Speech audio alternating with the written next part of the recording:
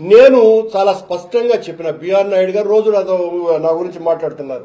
నువ్వెంతరా, నీ బతుకెంతరా, నువ్వేం రోడ్లలో ఉండన్నా తిరుపతి నుంచి తరిమేయాలి రైట్ నా వెదవని రాసుకెళ్ళని అనేటువంటి. నేను అయ్యా, నా మీద ఆరోపణలు మీరు చేస్తున్నారు కదా, సిబిఐ చేత ఎంక్వైరీ చేయించండి అని. ఎందుకబ్బా అంత భయము నీకు? నేను చెప్పింది అత్యున్నతమైనటువంటి విచారణ సంస్థను కదా, నా మీద విచారణ చేయించండి అని చెప్పింది.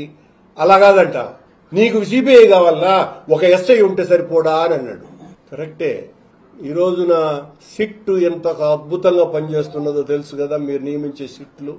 మీరు సిట్ అంటే సిట్టు, స్టాండ్ అంటే స్టాండు.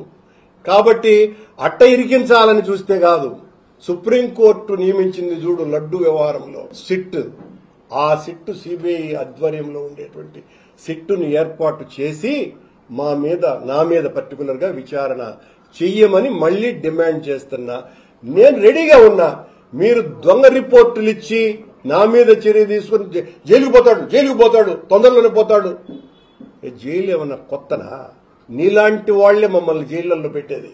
నా చిన్నతనంలో 2 సంవత్సరాలు జైల్లో ఉన్నోడిని నేను.